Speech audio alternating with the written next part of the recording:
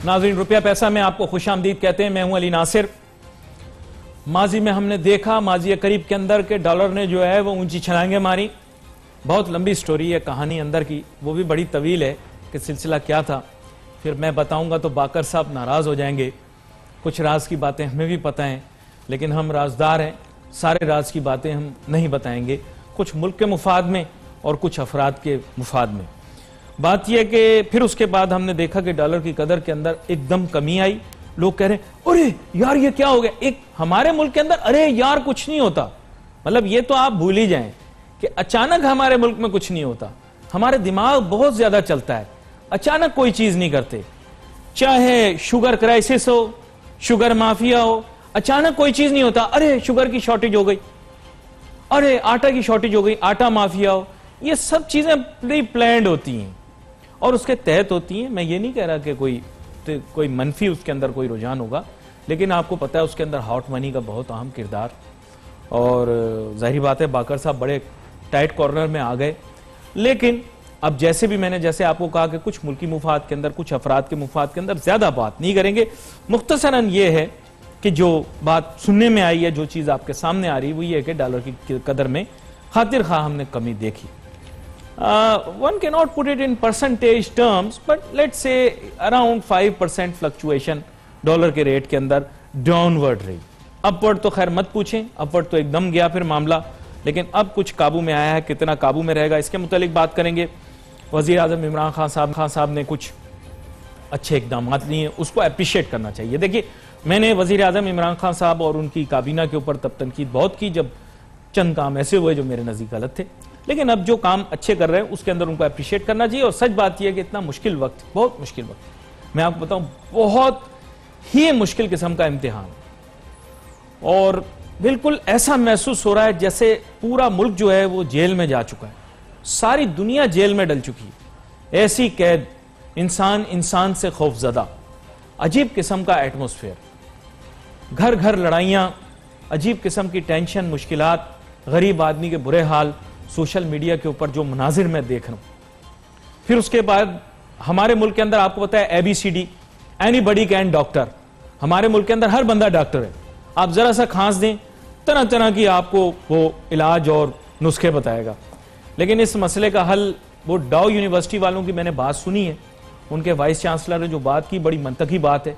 मैं चाहूंगा sir, salute जिनको मारा जाता है उनसे मुखातिब हूं कि सर इनके काम को जरा सा देखना पड़ेगा और इसको बेहतरी की जानिब ले जाना पड़ेगा, क्योंकि हम ये नहीं चाहते कि ये सियासत की नज़र हो या इदारों की नज़र हो जो सूबाई सतह या वफाकी सतह पर काम करते, बल्कि आप लोग भी इसको एडमिनिस्टर करें।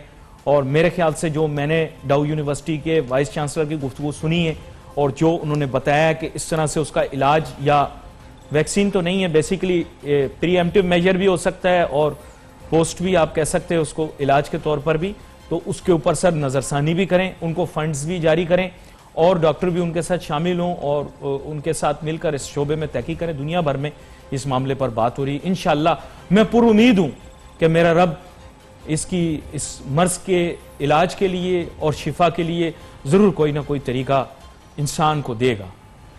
मेरे साथ बहुत ही अहम मेहमान शामिल गुफ्तगू है, मलिक बोस्तान मैन है ई कैप के। वेलकम करता हूं सर आपको, किसी तारुफ के मोहताज नहीं, बारहा प्रोग्रामों तशरीफ लाते टेलीविजन के ऊपर। सर सबसे पहला सवाल, ये अभी जो अजीब किस्म की मिस्टीरियस चीज़ें मुल्क में होती रहती हैं, लोग परेशान हो जाते हैं। डॉलर की कदर में एकदम इजाफा, फिर गिरावट। मैं मामूली तो नहीं कहूँगा क्योंकि जैसे मैंने बताया कुछ परसेंटेज पॉइंट्स की कमी हमने देखी। ये किस वजह से है? क्या इसका ताल्लुक इंटरेस्ट रेट में गिरावट है या और कुछ? देखो, जो आप देखें मार्च में डॉलर का रेट 154 रुपये 50 पैसे था। तो जो ही कोरोना का लॉकडाउन शुरू हुआ और पाकिस्तान में उसका इफेक्ट होना ज़्यादा शुरू हो गया और पाकिस्तान ने भी उसको लॉकडाउन कर दिया, और उसके बाद डॉलर का रेट जो है यकदम बढ़ के 169 तक चला गया जी, अगले मतलब 10 दिनों में। और उसकी बुनियादी वजह ये थी जो कि 8 महीने की आप बात कर रहे थे, लोगों ने पिछले 6 महीने से 3.5 अरब डॉलर पाकिस्तान में डॉलर फरोख्त करके और अपने टी बिल खरीदे थे, ट्रेजरी बिल खरीदे थे। और जब ये पैनिक आया कोरोना वायरस का, तो उन्होंने अपने जो है टी बिल फरोख्त करके डॉलर खरीदना शुरू कर दिए, और अब तक तकरीबन 2500 मिलियन डॉलर वो अपने खरीद कर वापस अपने अपने मुल्कों में ले जा चुके हैं। और सिर्फ 1 अरब डॉलर से भी कम आज के अगर कल के जो डेटा देखें तो कोई 800-900 मिलियन डॉलर उनके रह गए। तो ये पाकिस्तान ने बर वक्त, हालांकि उन्होंने अपनी वादा खिलाफी की है, 13% इंटरेस्ट भी लिया है और प्री मेच्योर्ड अपने ट्रेजरी बिल बेचे हैं, जबकि जून में मेच्योर्ड होने थे, लेकिन हुकूमत पाकिस्तान और स्टेट बैंक ने कहा कि हम अपने इन्होंने अगर वादा खिलाफी की तो हम अपना वादा पूरा करेंगे, जब भी जो चाहे अपने डॉलर ले जा सकता है, और बर वक्त पेमेंट सबको की गई। उससे पाकिस्तान का वकार बुलंद हुआ और पाकिस्तान का इमेज बेहतर हुआ इंटरनेशनल मार्केट में। तो ये बुनियादी वजह बनी थी डॉलर की, और अब क्योंकि डॉलर कम रह गए और इसको इतने ज़्यादा नहीं कि पाकिस्तान पे ना कर सके। और दूसरी बड़ी वजह यह बनी कि IMF ने 1.4 बिलियन डॉलर पाकिस्तान की जो है इमदाद मंजूर कर लिया है, जो कि अगले हफ्ते में आ जाएगी। उसके अलावा वर्ल्ड बैंक, एशिया बैंक ने, इस्लामी तरक्याती बैंक ने तकरीबन 2.5 अरब डॉलर देने का वादा किया है। इसके अलावा सबसे बड़ी खुशखबरी है कि सऊदीया ने जो शहजादा मोहम्मद बिन सलमान ने जो यहाँ पे जो है इन्वेस्टमेंट के MOU साइन किया था, उसको उनकी काबीना ने कल फाइनल कर दिया और 20 अरब डॉलर की इन्वेस्टमेंट वो पाकिस्तान में करेंगे, जो कि पाकिस्तान के लिए बहुत बड़ी खुशखबरी है।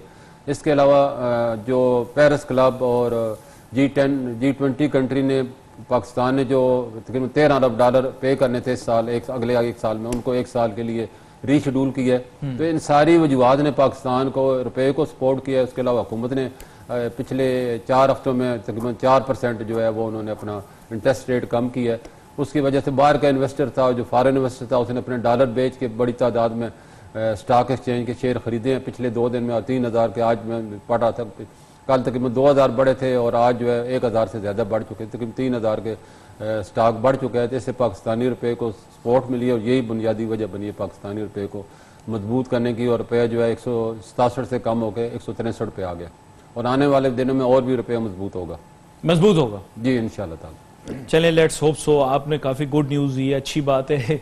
इस बड़ी अजीब किस्म के एटमॉस्फेयर के अंदर वी नीड गुड न्यूज़। और साथ ही साथ जो है वो वज़ीर आज़म ने भी बहुत सारे इकदाम साथ साथ लिए हैं। ज़ाहिर बात है आप लोगों का इंटरेक्शन ज़्यादा, या आपके बिजनेस का ज़्यादा इंटरेक्शन स्टेट बैंक से है और तिजारत के शोबे से है। तहम आपके ख्याल से जो वज़ीर आज़म इमरान खान साहब से जो मुमकिन हो सकता था उन्होंने किया, और ओवरसीज पाकिस्तानी से जो उन्होंने रिक्वेस्ट की है कि वो ज़्यादा से ज़्यादा इसमें पार्टिसिपेट करें। लेकिन एक चैलेंज आ रहा है मलिक बोस्तान साहब, वो ये है कि रेमिटेंसेस के अंदर कमी होने की कुछ बात हो रही, क्योंकि बैनुल-अक़वामी सतह पर ओवरसीज पाकिस्तानी जो काम कर रहे हैं काफ़ी दबाव का शिकार हैं। बहुत सौ को फारिग किया जा रहा है, बहुत सौ को आधी तनख्वाह या उससे कम तनख्वाह देकर, मतलब आप समझ पा रहे हैं मेरी बात को। क्या देखते हैं आगे रेमिटेंसेस के अंदर गिरावट होगी अगर जी मैं समझता हूँ आपने सही तज्जिया पेश किया है, और आने वाले दिनों में रेमिटेंस यकीनन कम होगी। और जैसा कि आज वजारत खारजा ने अपना स्टेटमेंट जारी की है कि 43,000 पाकिस्तानी जो पाकिस्तान आना चाहते हैं तैयार बैठे हैं, जो मुख्तलिफ कंट्री में फंसे हुए हैं। उसमें से पहले मरहले पे जो है आज PI की फ़्लाइटें 27 फ़्लाइटें शुरू हो जाएंगी, जो कि 5,000 तकरीबन 200 लोगों को वापस लेके आएंगी। तो ये मैं समझता हूँ जो 43,000 लोग तो फौरी तौर पे आना चाहते हैं, और आने वाले जैसे आपने कहा वहाँ अगर लॉकडाउन जारी रखता है, वहाँ की मैशत ख़राब होती है, तो ज़ाहिर है वो तनख्वाहें कम करेंगे या लोगों को घर भेजेंगे। तो उससे इसकी मजीद तफसील भी आपसे लेता हूँ, छोटी सी ब्रेक लेनी है, ब्रेक पर हाजिर होते हैं, अपनी गुफ्तगू जारी। अब नाजरीन कुछ बात हो जाए पाकिस्तान की मईशत के मुतालिक, और बिलखुसूस ये बात की जाए कि अभी आपको पता है कि खबर में जो चीज़ चल रही है वो ज़्यादा चल रही है वज़ीर आज़म इमरान खान साहब की, जो कंस्ट्रक्शन के शोबे के लिए उन्होंने मराहत या मराहती पैकेज अनाउंस किया है, उसके बारे में गुफ्तगू चल रही है। मलिक बोस्तान साहब थोड़ा सा इसके बारे में अपना जायज़ा पेश करें।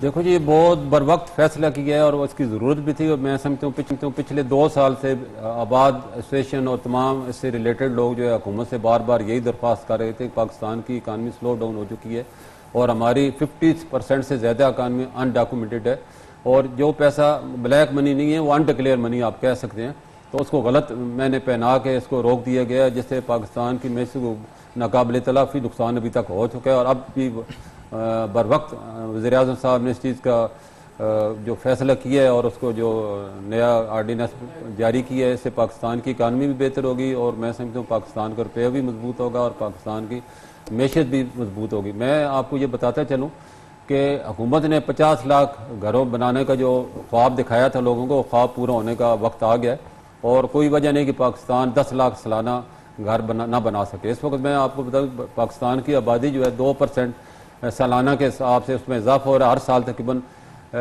7 लाख कम से कम घरों की ज़रूरत पड़ती है और 7 से 10 लाख, और इस तरह हमारी इस वक्त जो कमी का सामना है वो भी इतनी ही है।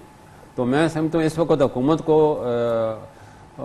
हुकूमत को गरीब लोग जो ख़ास तौर पर मजदूर तबका है, दिहाड़ीदार तबका है, वो तो अपना मकान बनाने का ख्वाब ही देख सकता है, पूरा नहीं हो सकता, लेकिन अब वक्त आ गया पूरा किया जा सकता है। और हुकूमत को इसके लिए एक तो रुपये को मजबूत रखना होगा ताकि ओवरसीज़ पाकिस्तानी जो बाहर काम कर रहे हैं वो अपनी रेमिडेंस अपना पैसा पाकिस्तान लाएँ। उनके लिए प्रॉपर्टी में इन्वेस्टमेंट करना उनके लिए बड़ा अच्छा साबित हुआ हमेशा ही। और मज़ीद अगर उसमें ऐसे लोगों को ये जिम्मेदारी सौंपी जाती है और हुकूमती सतह पे जो कहा गया है कि 50 लाख घर तामीर करेंगे, उनको भी शामिल किया जाता है, तो इस वक्त जो आपने कहा है कि वर्क रेमिडेंस कम हो सकती है तो उसकी कमी को पूरा किया जा सकता है। उसमें समझते जो कमी होगी उससे इजाफा हो जाएगा, पहली बात तो ये। और दूसरा ये कि हाउस फाइनेंस बिल्डिंग से जो है लोन को यकीनी बनाया जाए, जो कि 2008 से पहले मैं डेटा पढ़ रहा था, तकरीबन 20 से 30 हज़ार लोगों को सालाना जो है लोन दिया जाता था, जो अब कम होकर 2 से 5 हज़ार पे आ गया। तो इसको भी दोबारा बहाल करना होगा ताकि ज़्यादा से ज़्यादा लोगों को जो लोन दिए जाएँ, ताकि इस वक्त बैंकों से लोन लेना बहुत ही महंगा साबित होता है और लोग अपनी किस्तें अदा नहीं कर पाते। और ये जो घर हैं इनकी कीमत मैं 15 से 30 लाख के दरमियान होनी चाहिए, इससे ज़्यादा नहीं होनी चाहिए। और इनकी किस्त भी जो है 10 से 15 हज़ार या 20 हज़ार के ऊपर नहीं होनी चाहिए, ताकि हर आदमी बआसानी इसको अफोर्ड कर सके और अपने घर का मालिक बन सके। तो ये अगर ये चीज़ें अपनाई जाती हैं और इसी तरह कच्ची आबादियाँ उनको जो है मॉडल सिटी का दर्जा दे के उनको जो है उनके जो स्ट्रक्चर को रीशेड्यूल करके अच्छे तरह पेश किया जाए, इस तरह जो विलेज हैं उनको मॉडल विलेज का दर्जा दे के उन वहाँ पे इन्वेस्टमेंट की जाए, तो मैं समझता हूँ कोई वजह नहीं कि ये जो है वज़ीर-ए-आज़म साहब ने जो ख्वाब देखा है, जो नारा लगाया है, पूरा ना हो। और पाकिस्तान की मैशत भी मजबूत होगी और इसके साथ ही 42 इंडस्ट्री को फ़ायदा पहुँचेगा और लोगों को रोज़गार मिलेगा और पाकिस्तान का ये जो है पाकिस्तान की गेम चेंज का नारा साबित होगा। बड़ी अहम गुफ्तगू आपने की और बिलखुसूस मुझे अच्छा लगा कि आपने हाईलाइट किए उसके बसपत। लेकिन अगर उसकी डिटेल में जाया जाए, ऑर्डिनेंस की समझने की थोड़ी कोशिश की जाए, तो ऐसा महसूस होता है कि बिल्डर्स एट लार्ज इससे बेनिफिट नहीं कर पाएंगे, बल्कि वो लोग जो मुझे समझ में आई बुनियादी तौर पे इतना सरमाया बैंक में रखना आसान काम नहीं होगा, लेकिन मुल्क की मईशत के लिए अच्छा हो जाएगा कि अगर बिल्डर अपने सरमायाकारों का सरमाया जो है बैंक में रखें। उससे ये है कि मुल्क में डिपॉजिट्स में भी इजाफा होगा। अच्छा, एक गुजारिश और भी थी इसके साथ जोड़ के आपके सामने पेश कर दूं, वो ये